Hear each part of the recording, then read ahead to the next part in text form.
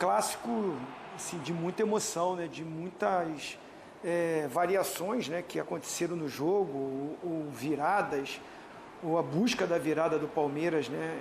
Incrível o primeiro tempo, o São Paulo criando as melhores possibilidades, né? Um jogo muito estudado, muito marcado, muito pegado, mas o São Paulo aproveitando, né, em alguns erros de posicionamento da defesa do Palmeiras, consegue chegar a um 2-0. É uma vantagem muito boa para um clássico, né? E assim, não via no Palmeiras, principalmente no primeiro tempo, né, essa reação. O Palmeiras até tentou, começou a ter posse de bola, mas claro, com cá atrás, o São Paulo recua um pouquinho, mas o jogo foi do São Paulo no primeiro tempo.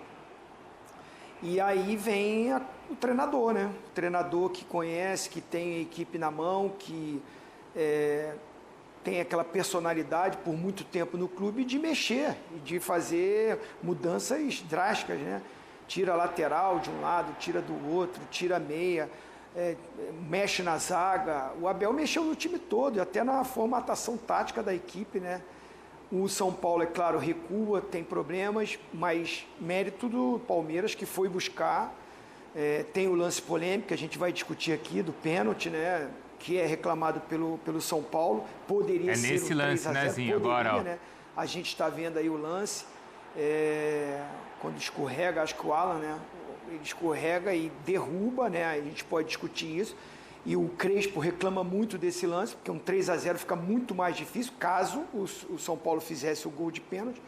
Mas o Palmeiras, com a sua força de elenco, com a sua força de grupo, com capacidade, com qualidade, muda o jogo no segundo tempo. Vitor Roque vivendo uma fase maravilhosa, Flaco Lopes também. O Maurício entra bem no jogo, se movimentando muito, dá assistência para o Vitor Roque. O Palmeiras vai buscar uma virada improvável, pelo que a gente viu no primeiro tempo, e ganha um jogo, assume momentaneamente a liderança do Campeonato Brasileiro. O Flamengo ainda joga, mas hoje, nesse momento, o número de jogos está igual. E nesse número de jogos igual, o Palmeiras é o líder. O Flamengo jogando, se vence, fica com um jogo a mais. E aí volta a liderança. Então é uma vitória que significa muito, né, da maneira que foi, com todas as polêmicas, mas é um Palmeiras muito forte, resiliente, que dentro do jogo vai buscar uma vitória num clássico fora de casa, né? O mando de campo era do São Paulo. É isso, Vicário. Já tem muita gente no YouTube, o pessoal também chegando aqui na ESPN e no Disney Plus pra gente acompanhar muito desse equipe F. Aí o gol do Sousa que define, então, a virada do Palmeiras. Como é que o Palmeiras vira o jogo, Bubu? É com as mudanças do Abel? É questão de arbitragem? É o São Paulo que não consegue manter o mesmo ritmo do primeiro tempo? O que aconteceu, Rodrigo Bueno? Boa noite, Bruno, Boa noite. Zezinho, fã de esporte. A gente pode analisar essa partida de várias maneiras, né? Tá muito claro que o São Paulo foi superior no primeiro tempo e o Palmeiras foi superior no segundo tempo. Primeira questão, diferença de elencos, né? O Abel mexeu bem no time, mas ele tem um elenco com muito mais fartura, tem muito mais opções para mudar o cenário de jogo, trocar nomes e fazer o time evoluir. E do outro lado, o São Paulo tem muitos problemas. Tem um elenco desajustado, um elenco desequilibrado, um elenco muito desfalcado. O Lucas Moura jogou só os últimos 10 minutos, entrou com 35 do segundo tempo. O Oscar ficou no banco. E aí o São Paulo tira o Marcos Antônio, que é o motorzinho do time, que fez muita falta no jogo da volta contra a LDU, e coloca o Rodriguinho, que é um jovem, é um talento, mas que entrou muito mal na partida. De um lado, o Maurício entrou e subiu muito o Palmeiras de produção. O Rodriguinho foi decisivo no gol de empate, no 2-2. Ele que erra uma bola, né? Dá um passe para trás ali de forma equivocada, né? E contribui também, né, para a alteração no placar. Outra coisa, o Abel acho que não vai falar isso na coletiva, mas é bom lembrar. Quando o Palmeiras perde ou quando o Palmeiras tem dificuldade, ele lembra a diferença de um dia de descanso. São Paulo jogou quinta-feira à noite em Fortaleza, o Palmeiras jogou em casa contra o Vasco na quarta-feira, num jogo que ele abriu um placar elástico logo no começo, né? E deu até para se poupar, se preservar durante o jogo. Sim. Então o Palmeiras, que tem muito menos... Não, e o São Paulo ainda jogou com um a menos por um bom tempo, Exatamente. Né? Então, além dessa diferença abissal hoje de elenco, né, de condições que um treinador tem e que o outro treinador tem, o São Paulo ainda estava muito mais desgastado, sofrido, e a gente sentiu isso na partida. Então, acho que isso também explica um pouco da queda de produção do São Paulo, além da subida de produção do Palmeiras. Mas tem uma coisa que não pode deixar de ser dita nesse clássico, a vitória do Palmeiras. Você pega a tabela, ela é espetacular. Se você pegar o caminho do Palmeiras daqui até o final, esse era um dos jogos mais complicados pela história, rivalidade, jogo no Morumbi, claro, onde historicamente o Palmeiras não vence tão facilmente os jogos. O jeito que aconteceu para o Palmeiras é fundamental, coloca ele nesse momento matematicamente numa condição, até talvez pelos matemáticos, de favoritismo em relação ao Flamengo, porque ele tem um jogo a menos, mas ele tem vantagem no número de vitórias. Ele ganhando o jogo contra o Juventude, mesmo que o Flamengo vença o Bahia, não vai ser uma vitória tão impactante do Flamengo como foi essa do Palmeiras. E a derrota para o São Paulo ela é terrível porque o São Paulo estava entrando no G6 com a vitória. Sim. São Paulo o Mirassol perdendo, né? Perdeu pro Corinthians. Alguns times têm dado uma rateada, Botafogo, Mirassol, e o São Paulo tenta chegar ao G6. São Paulo para na tabela, está atrás até do Fluminense, que tem 2 jogos a menos. O São Paulo deixa de quebrar um tabu. O São Paulo não vence o Palmeiras desde a Copa do Brasil de 23. E o São Paulo estava conseguindo quebrar esse tabu, e o que, de certa forma, traria um pouco de paz para o São Paulo e a sua torcida. O Morumbi não estava lotado hoje. A torcida do São Paulo, nesse fim de semana, fez uma série de protestos em várias cidades, até em outros países, o Japão, Estados Unidos, Londres, torcida fazendo protesto fora Casares. Então, uma ruptura, uma cisão, uma crise no São Paulo, política, administrativa da torcida. Uma vitória contra o Palmeiras talvez amenizaria a situação. Claro. E então, com a derrota, a situação se complica na tabela para o São Paulo. Eu espero, e certamente vai acontecer, um choro muito grande por parte da direção do São Paulo, da comissão técnica do São Paulo e dos jogadores em relação à arbitragem, que a gente vai falar daqui a pouco, porque a arbitragem foi, para mim, absolutamente decisiva. Foi decisiva? Foi decisiva para a virada do Palmeiras. Para você, o que foi decisivo, Zé? A arbitragem ou as mudanças que o Abel fez? Boa tarde. Boa noite. Já vou mandar esse abacaxi para você. Aí, vovozinho, já chegou já no meu gogó, já, pô. Cheguei direto. Arbitragem, o caramba, tal. Boa noite, vovozinho. Boa noite. Porque assim, 2 coisas aconteceram no segundo tempo. No primeiro tempo, o Palmeiras não estava jogando e o São Paulo estava jogando um clássico. Sim, sim. No segundo tempo, 2 coisas aconteceram. Sim. As mudanças que o Abel fez e as questões da arbitragem. O que foi decisivo? Primeiro, boa noite, Bruno. Boa noite, Bubu. Pô, um tempão, né, Bubu? Boa noite, vovozinho. Boa noite a todos que estão nos assistindo. Acho que primeiro, o São Paulo poderia ter matado o jogo, né, no primeiro tempo. Sim. Né, com 3-0, se eu não me engano. Não, 2-0, desculpa. Teve o probleminha ali no segundo tempo. Vamos dizer, depois eu vou entrar na arbitragem. Eu acho que 2 fatores foram importantíssimos hoje na mudança de jogo. Primeiro, o elenco, como o Bubu ressaltou aqui, e o trabalho do Abel. O Abel fez um trabalho sensacional. No primeiro tempo, o Palmeiras não existiu, tinha muitos problemas. O São Paulo com 3 zagueiros contra 1. O Flaco Lopes saía para jogar no meio-campo e não conseguia encontrar a marcação. O São Paulo com 3 jogadores no meio-campo e o Marco Antônio rodando o tempo todo. Estava muito bem o Marco Antônio, né? Dificultando a vida dos jogadores do Palmeiras na marcação. Aí o Crespo deixa os 2 jogadores de lado de campo para baterem com os 2 laterais do Palmeiras, né? E aí tanto o Felipe... péssimo, né? Tanto o Felipe Anderson como o Veiga, eles entravam... O Anderson um pouquinho mais entrava, né, para jogar por dentro. O Veiga tentava sair um pouco mais para abrir os espaços ali, para abrir um corredor e poder jogar mais próximo ali da lateral esquerda, né, lateral direita, perto do Giai. Só que o São Paulo estava bem arrumadinho. Então, quando o Palmeiras tentava jogar, o São Paulo pressionava, roubava essa bola e criava essa superioridade numérica. O Palmeiras tentou, nos primeiros minutos, fazer uma marcação individual, conseguiu, só que a partir do momento que sai o gol, e aí é um erro individual, um erro dos jogadores do Palmeiras, que todo mundo ficou olhando a bola. Ninguém olhou o posicionamento. É uma saída de bola, o Murilo tocou a bola ali no Flaco, o Flaco não conseguiu dominar essa bola e todo mundo estava olhando a bola. O próprio Gustavo, se ele dá um passezinho, acho que um pouquinho mais à frente, ele percebe, acho, se não me engano, ele deixa... olha lá, tá todo mundo olhando ali, ó. Sim. Ninguém olha a bola o posicionamento. Né? Tá o Murilo tá fora, né? Se ele sai um pouquinho, talvez ele deixasse o Gomes, né? O Gomes. É o Gomes. Ele deixaria o Luciano, acho que na linha ou um pouquinho na frente, aí seria impedimento. Mas é a saída de jogo, então você tá olhando para a bola, muitas vezes você não se concentra na questão do sem a bola, né? Onde que eu vou me posicionar. No segundo tempo, o Palmeiras voltou a jogar aquele Palmeiras ele recua o Aníbal, tira o Jai, coloca o Alan, né? O Alan para fazer aquela função de ala, põe o Maurício por dentro para poder jogar, e aí o Palmeiras consegue criar volume de jogo, ter o controle da posse de bola, conseguir E o Maurício entrou muito pressionar. bem, O Maurício né, entrou muito bem. O São Paulo, quando cansa o Marco Antônio, o São Paulo morre.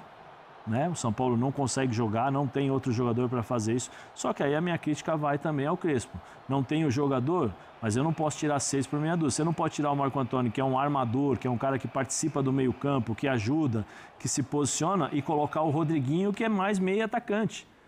Ou seja, você abre o campo. Se você já tem dificuldade de manter 90 minutos com a mesma intensidade, porque o Palmeiras mudou, é um outro ritmo, é uma outra forma, você abre ainda mais o seu time. Pelo contrário, ele deveria fechar. Pô, eu tô com dificuldades, eu vou tirar o Marco, tá fechado, então eu vou fazer 2 linhas de 4 aqui, vou deixar bem próximos aqui, porque o Palmeiras mudou, vou colocar ali na frente, vou deixar o Luciano junto com o Tapia, daqui a pouco eu tenho uma substituição que eu posso colocar o Lucas junto com o Luciano ali na frente, mas eu mantenho meu time próximo, 2 linhas para poder jogar, porque eu sei das minhas limitações. Mas não, ele continuou jogando com o mesmo sistema de jogo, com a mesma forma de jogar, e aí o Palmeiras deitou e rolou.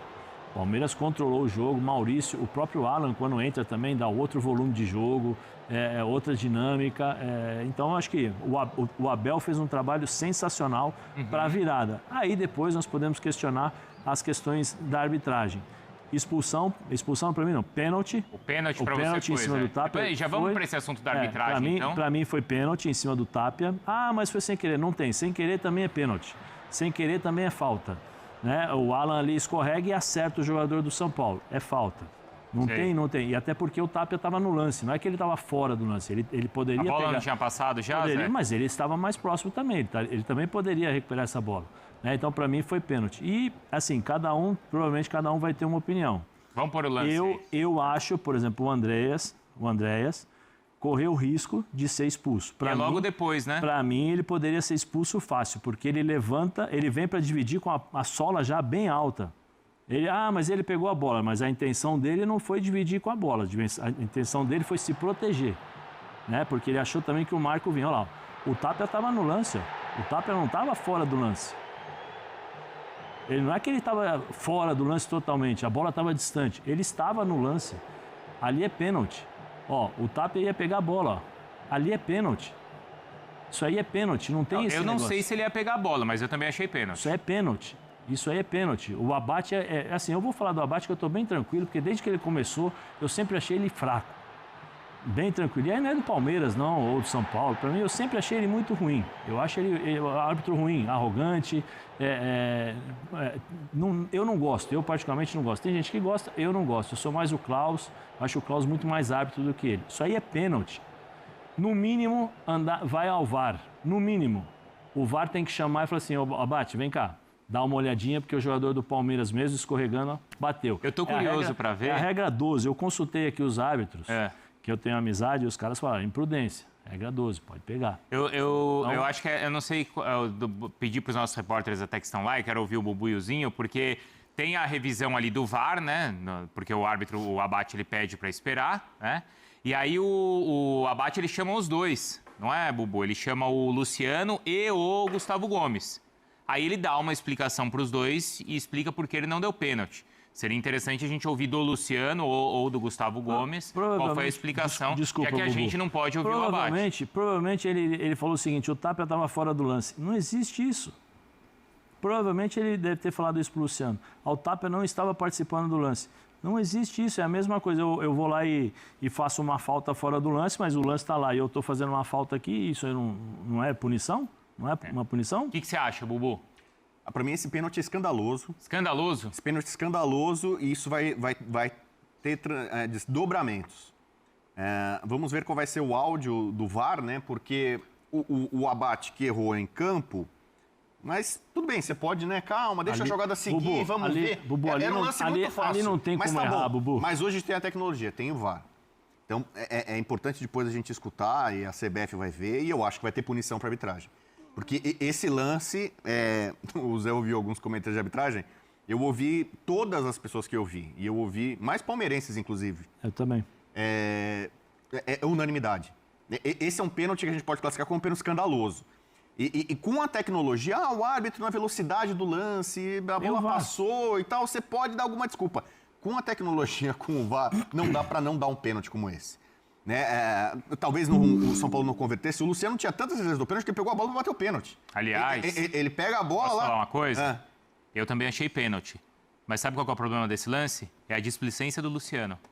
O Luciano tá na cara do gol para fazer o gol e do mesmo jeito que no primeiro gol ele vira o rosto assim para fazer uma graça, ele quer dar um toquinho de lado para fazer bonito. Ele tá na frente do Everton. Foi a displicência do Luciano que acabou causando esse pênalti não marcado. Ali ele não tinha perna direita para chutar, Bruno. Não, mas ele chuta com a esquerda. Não, ele bate com a perna esquerda. Ele tava levando aqui, o jogador do Palmeiras estava chegando. Põe de novo aí o lance. Ele tá na frente do Everton. Se ele bater aqui, ó. Chamado pênalti culposo. Ali ele tinha que dar o estilo. Pra mim, ele tá. Olha lá, ele tá na frente. Mas ele tá na frente do. Olha lá o Everton. Aí, ó. O gol tá na cara dele. Mas o Gustavo arrebenta com ele, porque o Gustavo ameaça de dar o bote nele e ele tira o tempo do Luciano. Pra mim... Aí ele toca pro... Tá vendo? Aí, pra mim tem uma tremenda displicência do Luciano. Pra mim. Pra mim é o chamado pênalti Foi culposo, pênalti, mas o Luciano poderia ter matado o jogo aí. O Alan não tinha intenção, mas ele é imprudente, ele acaba escorregando, acaba dando um carrinho e ele atinge, ele derruba o Tapia. O movimento é muito claro, não é aquela música famosa, mas o movimento é muito claro. Dois corpos não ocupam o mesmo lugar, ele vai deslizando e derruba na área o Tapia. Então é indiscutível pra mim. Tem a câmera, claro demais. Tem uma outra câmera depois, durante o jogo, tem um replay que pega de frente o lance. E aí ele acerta realmente o jogador de São Paulo. Assim, foi pênalti. Ele fazendo gol ou não, nós não sabíamos se ia ser a decisão, se ia ter o terceiro gol ou não. O problema é só não ter marcado. É isso. Não, eu também acho. Pra mim, o pênalti marcado, mas repito, pra mim, tem uma displicência do Luciano que quis fazer uma graça e não definiu a partida. Quando você não define uma partida contra o Palmeiras, aí o Palmeiras define contra você. O que você acha, Zinho? Eu tô com você. Acho que o Luciano tinha todas as possibilidades de finalizar, mas não quer dizer que o lance não vai ser finalizado com um possível pênalti. Eu também daria pênalti. O garoto não teve a intenção, escorregou, mas aconteceu o contato. E acho que até se ele não encosta no... Foi o Tapia, né? O Tapia não ia nem fazer o gol, porque ele ia alcançar a bola, mas estava de costas para o gol e chegando dois zagueiros do Palmeiras. Ia ter lance, ia acontecer muita coisa. Não sei se o São Paulo chegaria a fazer o gol, se o lance prossegue. Mas, assim, eu também analisando, acho que o Luciano teve... Não quer dizer que isso, por causa disso, não tem que marcar, tem que marcar o pênalti. Tem que marcar o pênalti. O garoto escorregou, sem querer ou não, derrubou o Tapia. E seria uma coisa assim, uma infelicidade, porque provavelmente seria mais complicado sair o gol, e por um escorregão dele, ele teve a infelicidade de derrubar o atacante. Pênalti. Agora, analisando o lance, o Luciano poderia ser mais objetivo. Ele chamar a responsabilidade... Eu adoro o Luciano, tá? Eu elogio o Luciano direto. Zé Elias acompanha aqui, a gente está sempre junto no programa.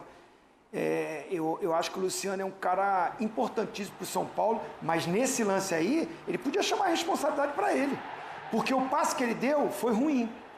O Tapia não faria o gol no primeiro momento. O Tapia teria que ir em busca da bola para construir uma nova jogada. O passe que ele deu não sairia o gol de início, ó, porque o Tapia está longe. E eu acho que ele tinha a possibilidade, dentro da área, entrando na pequena área, para finalizar. Acho que a decisão dele foi errada. Para mim, ele tinha que bater o atacante, chama a responsabilidade e dá a chapada. Ou escolhe um outro lance. Agora, depois disso, pênalti. O juiz errou e o VAR mais ainda que nem chamou. Porque é bem provável e que o São Paulo emita aquela nota contra a arbitragem, representação e tudo mais. E eu acho que tem motivo, sim, pelos dois lances que eu concordo com vocês. Né, o lance do pênalti e do Andrés. Sim. O São Paulo tem esses dois motivos para reclamar. Mas dá um puxão de orelha também no Luciano. Sim, não, tá tudo na bem. frente do gol e não decide o jogo. Tudo bem, aí é uma forma de ver. Eu estou interpretando, talvez, você está falando, ele errou, o Zinho falou, ele poderia ter chamado a atenção. Sim, mas eu estou tentando entender o que aconteceu na cabeça dele, porque tem o Fux chegando e o Gustavo, ele faz o seguinte, ele dá o bote, ele ameaça que vai dar o bote e espera. Ô Zé, e aí o passe foi mais difícil do que ele chutar pro gol. Isso, exato, Zinho, mas ele se complicou quando o Gomes dá a ameaçada e para, entendeu? Eu achei que ele quis fazer uma graça. Ele estava com a cabeça baixa. Não, ele estava com a cabeça baixa achando que ia chegar. Tava 2-0. Tu viu o gol que ele fez? Faz o gol, como é que ele fez, Zé? Isso aí. Não, isso ele aí gosta é de fazer umas graças. Isso aí é correto. Agora, desculpa. Ele gosta em clássico, ele chama a torcida assim, ele passou por um momento difícil, ele quis fazer outra graça e se deu mal. Vou falar, eu acho que o vovozinho não estava na sexta, eu não sei se eu falei na sexta ou eu falei na quinta. Ô, presidente Samir, desculpa, presidente Samir, o senhor tem que dar uma olhadinha na arbitragem, o senhor vê em todas as rodadas, times são prejudicados pelos esses árbitros ruins. O Grêmio. Os árbitros que a cada instante, a cada semana, a cada dia recebem lá mensagens para saber protocolos, critérios diferentes. O Sintra e o Bassols não dá mais. Sintra, Bassols, por favor, muito obrigado pelo trabalho de vocês, mas, por favor, saiam, entendeu? Nós temos uma herança péssima do CNM. O CNM distribuiu o escudo FIFA para alguns árbitros que não têm condições de usar esse escudo, porque, teoricamente, os árbitros FIFA são os melhores árbitros, e nem isso não é verdade. E aí acaba prejudicando. Eu não estou falando do jogo de hoje, não. Estou falando de uma forma geral, nos últimos jogos, o que aconteceu com o Grêmio ontem. Sim. É absurdo. Eu vou te dar uma informação. Quem trouxe aqui pra gente, viu, Bubu e Zinho? O André Hernan e o Felipe Silva trouxeram aqui pra gente que o Abate é visto como o principal árbitro do futebol brasileiro pela CBF. A CBF o trata assim com atenção e com responsabilidade porque entende que ele é o melhor. Tanto é que, desculpa, Zé, tanto é que ele apitou o jogo agora entre Flamengo e Cruzeiro, que era um jogo decisivo do campeonato, e apitou agora o jogo entre Palmeiras e São Paulo. E esse é o árbitro que a CBF entende ser o melhor na atualidade aqui no Brasil. Coincidência não, foi mal nos dois. Aí não somos nós que estamos falando. Foi mal nos dois. Foi mal nos dois. Então. Foi mal nos dois. Mas você lembra, Zinho, acho que foi o ano passado, do Zanovelli também, ele apitou um jogo em Fortaleza, também foi mal pra caramba, todo mundo achando que ele iria ser sacado da próxima rodada. Aí ele apitou num jogo mais complicado do que ele tinha feito, já um erro, aí cometeu o mesmo erro. Ou seja, essa arbitragem, e aí eu falo, vou tentar me colocar sempre Se a gente tiver o lance do Andrés, a gente pode colocar aí. No lugar deles, né? Eu não concordo com essa questão. Nós temos uma comissão, um está na Itália, o outro está na Argentina, o outro está nos Estados Unidos, manda um lancezinho para eles lá, olha, isso é pênalti, isso não é pênalti. Não é assim que vai funcionar. Não é assim que isso vai funcionar. Tem que ser uma coisa mais séria, uma coisa mais organizada. Isso aí é para ser expulso. Para você é expulsão aí, Zé? Para mim é expulsão, não tem a bola. Antes da bola, olha onde ele chega com o pé. O vovozinho aqui falou uma coisa, mas, por exemplo, se eu estivesse jogando, eu seria expulso rápido. O Felipe Melo seria expulso rápido. Mas aí não é, você tem que julgar a intenção. É que não dá para ver, né? Porque essa câmera, a nossa câmera não dá. Mais longe. O Andréas já chega com o pé para cima. Não tem diferença nenhuma do que o que foi expulso do São Paulo, o Rigoni. Em um clássico cheio de chances criadas e bem disputado no Morumbis, o Palmeiras venceu o São Paulo por 3-2 de virada e segue a caça ao líder Flamengo no Brasileirão. O tricolor abriu vantagem de 2 gols no primeiro tempo com Luciano e Tapia. Na volta do intervalo, o Palmeiras conseguiu a virada com gols de Vitor Roque, Flaco Lopes e Sosa. O São Paulo reclama de pênalti em Tapia quando a partida ainda estava 2-0 e não marcado pelo árbitro Ramon Abate Abel, que considerou o choque fora da disputa da bola como normal. A vitória deixa o Palmeiras com 55 pontos, mesma pontuação do Flamengo, que ainda entra em campo a rodada. O time carioca teme vantagem no número de vitória e, por isso, lidera a competição. O São Paulo, com 38 pontos, ocupa a 8ª colocação. Clique aqui e veja a classificação atualizada. O Brasileirão para por 10 dias em virtude da data FIFA e retorna apenas em 15 de outubro. Antes, no entanto, o Palmeiras entra em campo no sábado, dia 11, às 19 horas, de Brasília, contra o Juventude, no Allianz Parque, em partida remarcada e válida pela 12ª rodada. Na retomada da competição, em confrontos válidos pela 28ª rodada, o Palmeiras recebe o Bragantino no Allianz Parque em 15 de outubro, às 19 horas, de Brasília. No dia seguinte, o São Paulo visita o Grêmio em Porto Alegre às 19 horas, de Brasília. O São Paulo dominou amplamente o primeiro tempo da partida disputada no Morumbis. Depois de um início de maior posse de bola do Palmeiras, aos poucos os donos da casa foram tendo o controle e as melhores oportunidades de gol.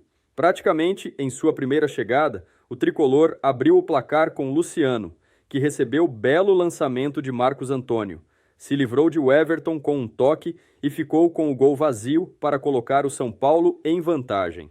Dominante a partir de então, o São Paulo conseguiu ampliar o placar aos 34 minutos.